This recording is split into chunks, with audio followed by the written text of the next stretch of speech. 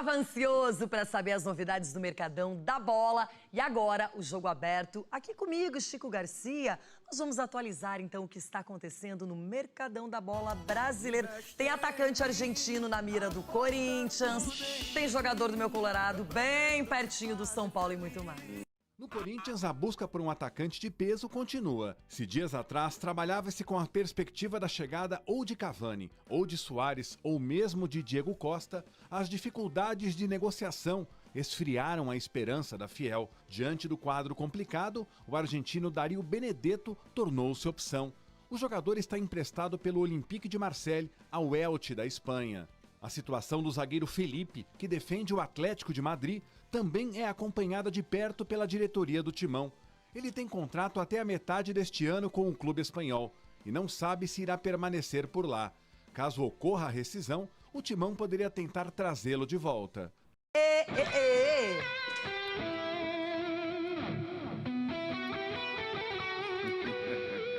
Chico!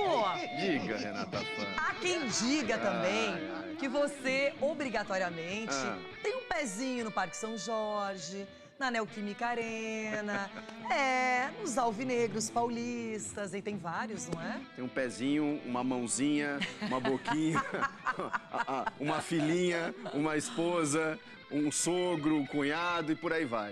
Um pacote bem recheado. Meu Deus do céu, bem cheio de corações. Agora, a torcida do Corinthians ontem estava na expectativa pela estreia do Timão, que é o maior vencedor da Copinha. Tem um histórico lindo nessa competição, né, Ronaldo? E o seguinte, começou bem, até abriu o placar, mas aí num gol de pênalti, o Bismarck, nome daquele, em homenagem àquele Bismarck famoso do Vasco da Gama, empatou tudo. E aí no último minuto da partida o Corinthians definiu um 2-1 e a gente vai mostrar como foi essa estreia. Vamos lá, Chico? Bora lá? Bem do jeito Corinthians.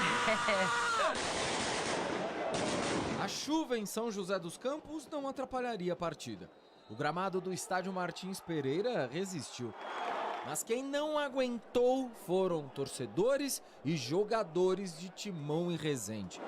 Logo aos 2 minutos, gás de pimenta no ar.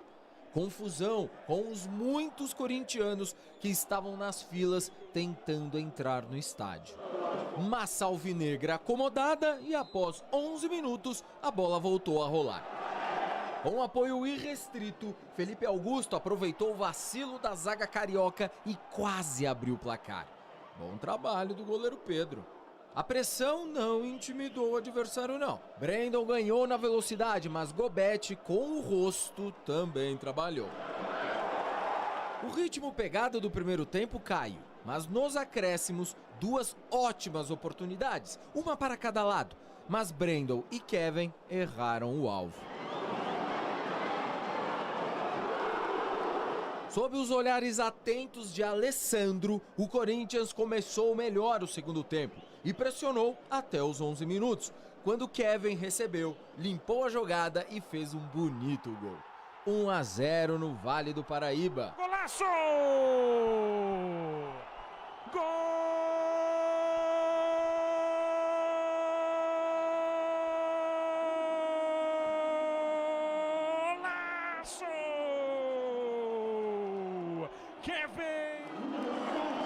A partir daí, o time controlou a partida e levou o perigo novamente 21 minutos depois. Rodrigo Varanda, que começou no banco, acertou o travessão. Festa da torcida com sinalizadores, jogo paralisado novamente, enfim, tudo tranquilo para o Corinthians, certo? Que nada. O Resende decidiu complicar as coisas aos 45 minutos. Reginaldo derrubou o Caio na área. Pênalti. Bismarck empatou. O Alan Gobete acerta o canto, mas a bola passa por baixo do goleiro do Timão. Provocação dos cariocas. Agora sim, placar definido, né? Para. Aos 47, Biro recebeu de Matheus Araújo pela esquerda e devolveu para o companheiro, que com categoria colocou no canto. Matheus Araújo para responder o Bismarck dentro de campo. A provocação foi devidamente devolvida. 2-1 Corinthians. Agora sim, placar final. Com esta emocionante vitória, o Corinthians assume a liderança do grupo 15, já que São José e River do Piauí empataram em 1-1 na partida preliminar. O Timão, maior vencedor da Copa São Paulo com 10 títulos, volta a campo nesta sexta-feira contra o River.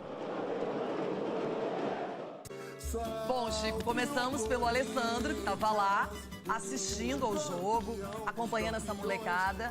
E sempre tem um ou outro que tem uma chance no profissional, que pode se destacar. E hoje, até pela necessidade financeira, é importante que você dê espaço para a base. Não é só uma premissa do Corinthians, mas de todos os clubes do Brasil. Agora, fora isso, o segundo tempo foi bem melhor do Corinthians. Primeiro tempo tem o nervosismo, a estreia, a torcida faz aquela festa, mas também pressiona indiretamente. Sim. E no final o resultado veio com uma dose de sofrimento até desnecessária. Mas bem do jeito Corinthians, né? Aquele gol no finalzinho, com sofrimento, que não precisa, né? Mas o torcedor também comemora esse aspecto. O Alessandro Nunes lá observando, porque assim, Renata, a gente falou ontem aqui... que muitos clubes, e o Corinthians passou por isso ano passado, acabam promovendo garotos das categorias de base, muito mais por necessidade, e aí cria aquela ânsia, aquela expectativa no torcedor, no próprio jogador, dele querer ter que dar certo, dele ser vendido ali na sequência para o futebol europeu, e quando o time não colabora, quando o coletivo não funciona, é muito mais difícil. Hoje não.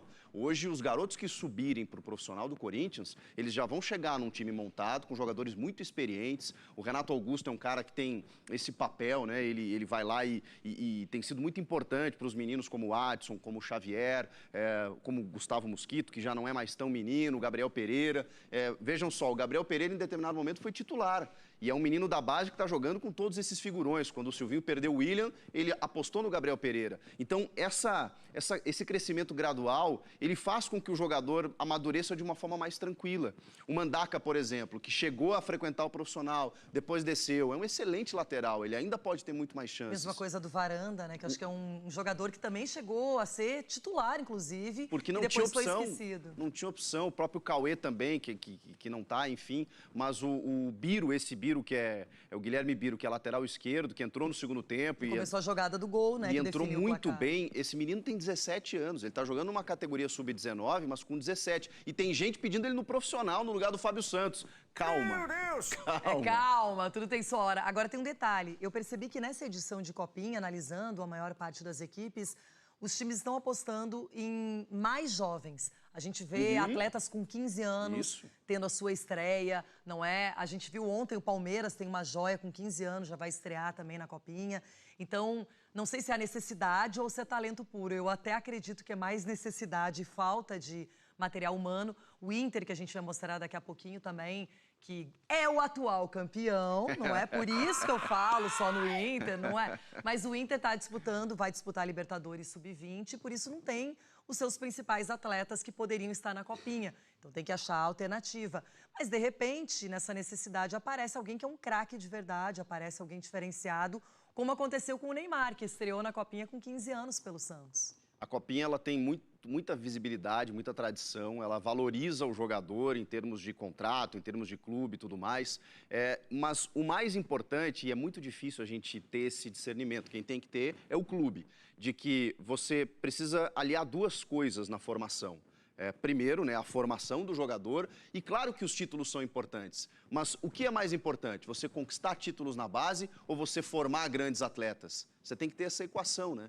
Não basta apenas conquistar títulos, é que normalmente, quando os títulos vêm, você tem ali uma base interessante, mas não necessariamente. Tem alguns jogadores que se perdem no meio do caminho. Então, formar o atleta, formar jogadores com fundamentos, com uma experiência já, alguns subindo para o profissional ou não, já tendo uma noção, o próprio Palmeiras que terminou o Campeonato Brasileiro, vejam só, essa molecada que está na Copinha disputou o Campeonato Brasileiro, os 3 últimos jogos. Isso dá uma outra experiência para que eles entrem em campo já como gente grande. É o que está acontecendo, a gente vê até na comemoração, na provocação e tal. Agora, o susto, Ronaldo, teve susto na partida também, porque o Corinthians comete um pênalti, e só lembrando que na Copinha não tem VAR. É isso. Então, a decisão do árbitro, ela prevalece.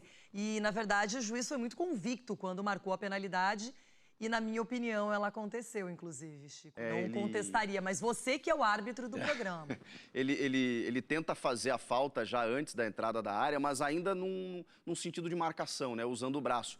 quando eles entram na área, ele faz a carga. Então eu também marcaria esse pênalti. E foi batido no meio com força, até o goleiro chega na bola, mas não consegue pegar. E o Bismarck provoca a torcida do Corinthians e depois também o Matheus, que faz o gol da vitória, devolve no estilo Cristiano Ronaldo, não é? O Matheus Araújo, que também é um jogador que frequenta o profissional, treinamentos e tal, está sendo monitorado, joga numa função com muita concorrência ali no meio, enfim. Mas tem vários jogadores aí do timãozinho que podem ser aproveitados nessa temporada. Agora é o seguinte, eu tava numa abstinência. Eu imagino, Ai, meu Deus do céu. Olha...